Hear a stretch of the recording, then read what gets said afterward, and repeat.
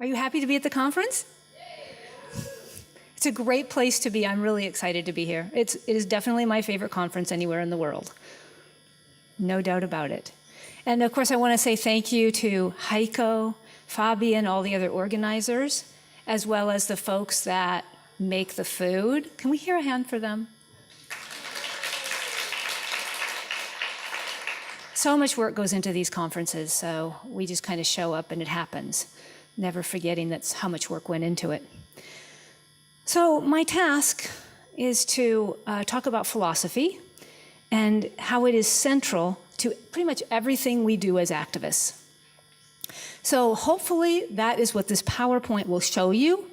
And while the ideas themselves are foundational to pretty much everything I do, and as you will see, everything you do as well, I think. The PowerPoint is new to me, so we'll see how exciting it is. The technology is not my friend usually. So if you hear me use the word anymal, all anymal is a way of talking about every other species that is not human without being speciesist. If I use the word animal, I'm pretending that I'm not an animal, and I am. So if I use anymal, it's like using the double words like non-human animal or other than human animal, and it's just a shortened version. So especially when I write, I like to use something that is quicker and shorter than the longer versions. So if you hear that, that's all it is. These are the subjects that I'm going to cover, if all goes well. And the theories are on the left, and I won't be covering theology, but these are all areas that I specialize in my work. And on the right-hand side, you see the tools of ethics. And I think as you see, all of you are familiar with all of these. So one day you are peacefully enjoying your life when someone else from the uni where you're attending invites you to go to lunch. You're feeling a little tired and you're thinking, oh, no doubt it's a flesh eater. Gonna have to deal with whatever comes up, and I'm not sure. And they're like saying, come on, let's go to lunch. So you say, okay, let's go to lunch. And they show up at a joint that just has, you can smell the meat from 2 blocks away. But you say, okay, they're gonna have a coronary surprise, but I'm gonna ask if they have something that I can eat. So you know when this moment comes, you're blowing your cover, right? And immediately they detect that there is something different about you. Now, I come from Montana, so this is, in my region, it's meat and it's ranching, and I try to avoid meals as often as possible with people who do not know me. So the first question they come up with is, what on earth do you eat? A vegan? And you realize that you're not looking emaciated and you're not really understanding why they're worried about you, but you explain to them patiently how ever since you've gone vegan, you've been able to enjoy the spices. You don't just have to stick with salt and pepper. You can try spices from other parts of the world, ethnic dishes, that you have all sorts of new vegan-oriented dishes, alternatives, so that you've never felt hungry for a day in your life. And okay, the first couple days it was a little startling and you were afraid you couldn't live without cheese. But since then, you've actually had far more eating pleasure than you ever had when you had a giant chunk of flesh, bland potatoes, and overcooked vegetables at almost every meal. So the next question they have is why? Why on earth would you want to bother to change your diet? And because you're a little tired, you think, well, I'll just give them the quick answer and we'll see how it goes. Compassion. When you draw on a word like compassion, it's a virtue, and you're looking at the ethics of a person named Aristotle, who lived about 2,500 years ago and taught that virtues are basically ways of living. They're habits that we develop, and they make your life better. So this is a very old approach to ethics. It's the ethics where you develop habits, learned ways of living, and compassion is always one of them. So here's a list of virtues, and I don't think you'll ever see a list of virtues that doesn't have compassion in it. It's pretty standard fare. Well, they say, all right, compassion. What if we raise it ourselves? And you're imagining the daisies and the bedtime stories, but what you're well aware of is that any way you look at it, the cow sees through the daisies and ends up at the end of the day at the slaughterhouse. And you say, well, yes, but if we were exploited in the same way that your flesh is, or your dairy is, or your eggs are, here we are at university, but we'd be dead, because they get killed when they're in their early adolescence. So don't they want to live too? And if we have a right to life, shouldn't they? Now you've drawn on rule-based ethics, or it's also sometimes called rights. It's also called deontological. But I think the simplest is rule-based ethics, and it comes from a guy named Immanuel Kant. I'm guessing that you've heard of these folks. So he taught that ethics is a bunch of rules. Don't lie, don't steal, don't kill, don't maim, don't eat other people. So these are the kind of rules that ethics might offer. So human rights comes from this. If you notice the rules mentioned, they often have to do with making sure that our lives are protected, that we can live healthy, happy, long lives. Now, the wonderful thing about these various rules, like don't kill, don't enslave, and don't maim, is that a guy named Tom Reagan in 1983 wrote a book called The Case for Animal Rights. What he figured out is, and he worked on this in his head for a long time. He was alive during the Vietnam War and young, and he was a philosopher, and he was thinking about how is it that our young people go away and come back in coffins? How can that be right? Why is this not okay? And he said, well, it's because of human rights. It's because people are the type of beings who care what happens to them. And then he figured out, well, so are cows. They also have a life that matters to them. And he used the term subject of a life to talk about how these other beings exist with a consciousness that wants to live and wants to continue. So inasmuch as I don't want to be killed, neither does a catfish. And when we do things like we say chickens have a right to spread their wings, we're using rights-based ethics. That's Kantian, and it comes through the line of Tom Reagan.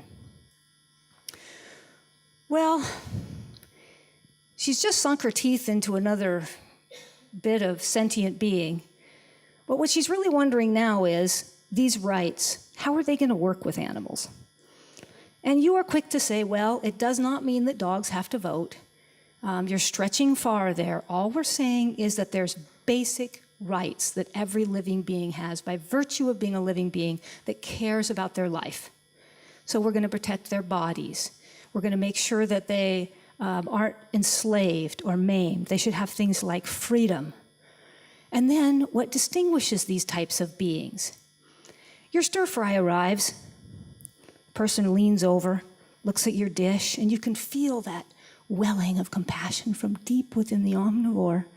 And she says, "What about the carrots?" And you say, well, carrots aren't the sort of beings that care what happens to them. They aren't beings. They don't have a central nervous system. You can't hurt them. Now, in taking this route, you have moved into utilitarianism. Now, this is the only theory that from the start has loudly and clearly included animals. So this theory is about making sure that it's about the greatest good for the greatest number. So J.S. Mill and Jeremy Bentham said that ethics is about making choices such that whatever choice you make brings about the greatest good for the greatest number. And any sentient being has a good, so the other animals are included. So here's one of the famous quotes that you all will have heard probably just by dint of being in the movement. Utilitarianism is about outcomes. So when you have sentience, the idea is that what happens to you affects you, and you're going to make choices such that what happens brings about the greatest good for the greatest number. So you're looking at numbers, and you're looking at weighing scales. So if you put a cow on the left-hand side and your taste buds and habits on the right-hand side, the utilitarian says life, eternal suffering, premature death versus your taste buds and habits, not looking good for the dairy eater.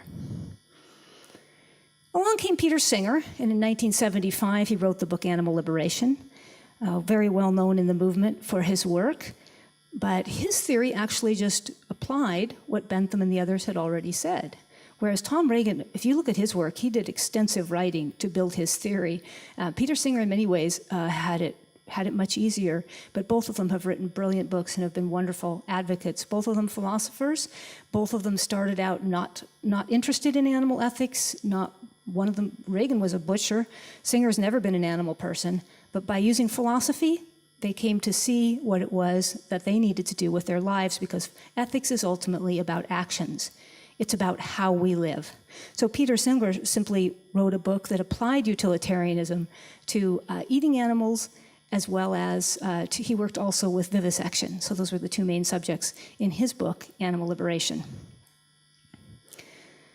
The person's feeling a little out of possibilities for justifying what they've been eating all these years. They're just thinking, well, really, shouldn't people come first?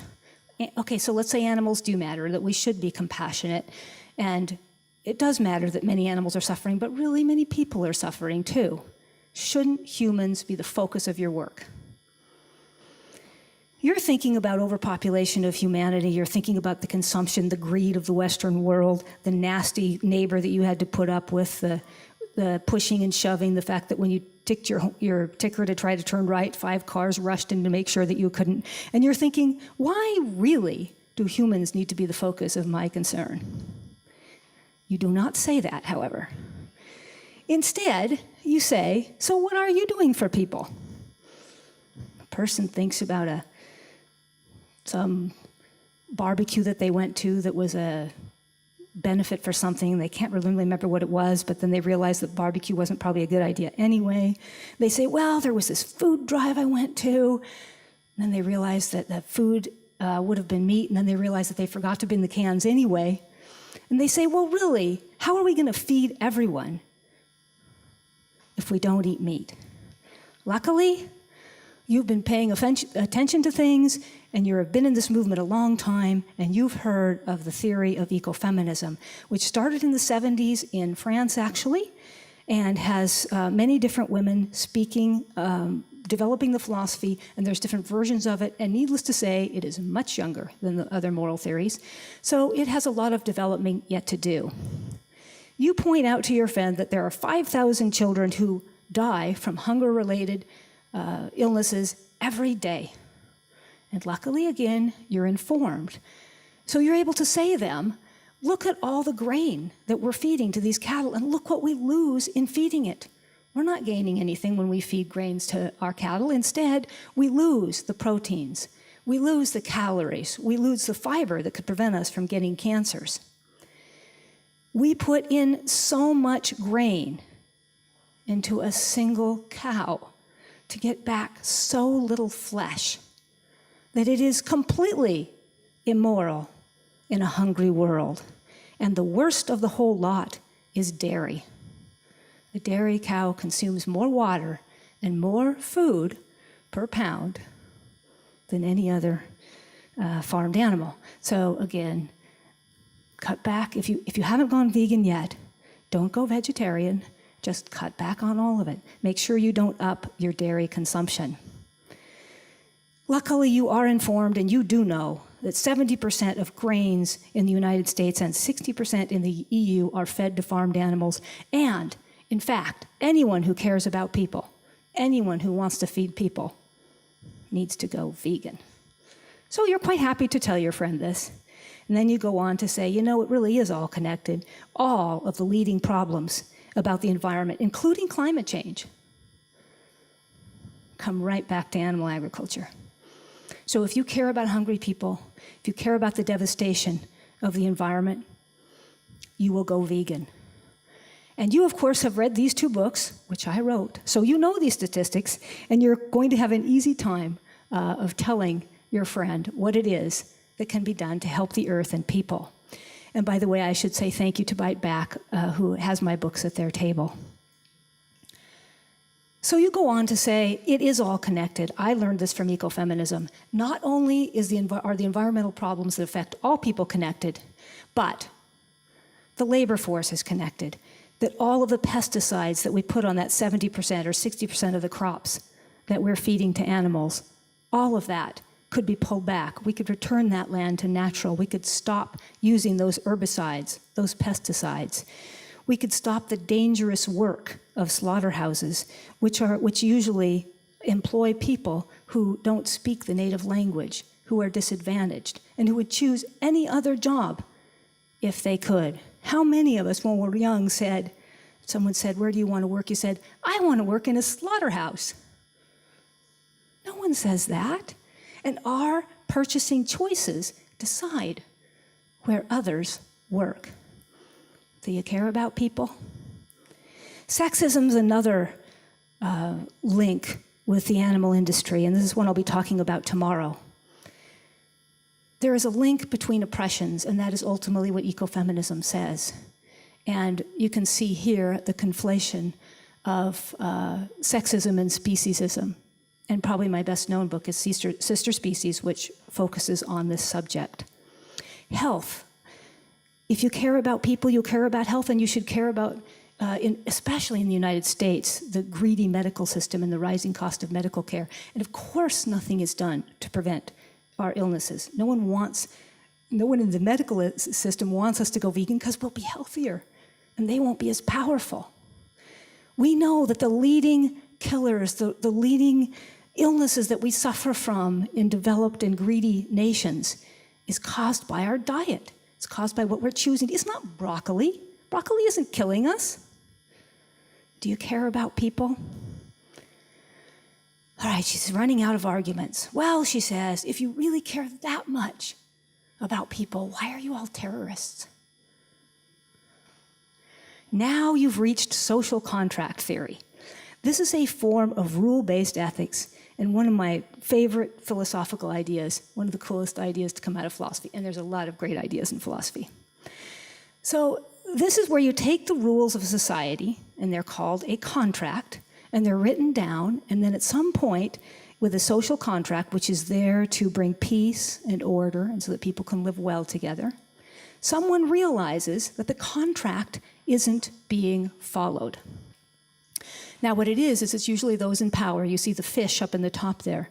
Those in the power are, let's say, mistreating, neglecting, exploiting those who are less powerful.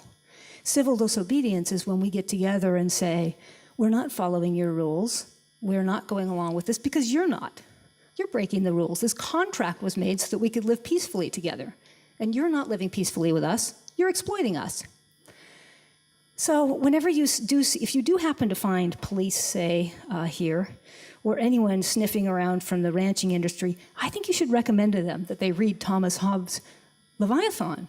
They could learn just how it is, why it is that civil disobedience is morally justified in nations that exploit animals.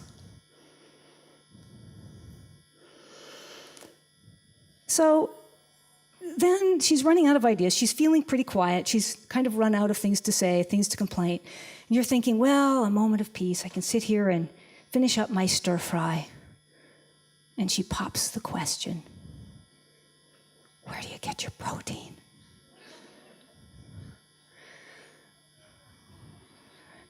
Well, you think of how the medics will have to come running when she's finished her coronary surprise, and you know that no one in the vegan movement has ever looked protein deficient, and if they have, you've never seen it. And you explain to her the many ways that protein can be found. Even the lowly green leaf can provide protein. So as you can see, it's no problem to answer the various questions that we all face when we are lunching with a pregan, someone who, after hearing everything you say, will no longer be a pregan, but will be a vegan. And you will also see here that all of you have used philosophy. You understand philosophy very well. And I think you will also see that without philosophy, it would be very hard to do the advocacy that we do.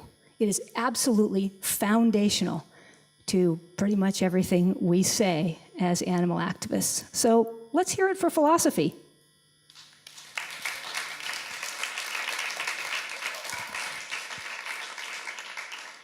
Thank you.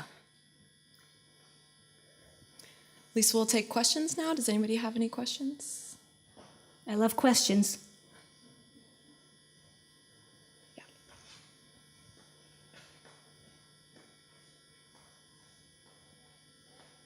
This is my favorite part. You have to ask questions. I was intrigued by the spelling of animals with a Y, and I was wondering why.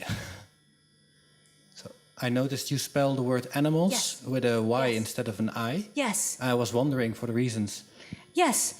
Okay, so the reason for that is on one of the first slides here. I'll just run back and we'll sit on it for a minute. But animal with a Y avoids the binary of pretending like we're not animals. I don't like to talk about non-human animals as if somehow we're different. I don't like to talk about other. I don't want to other them.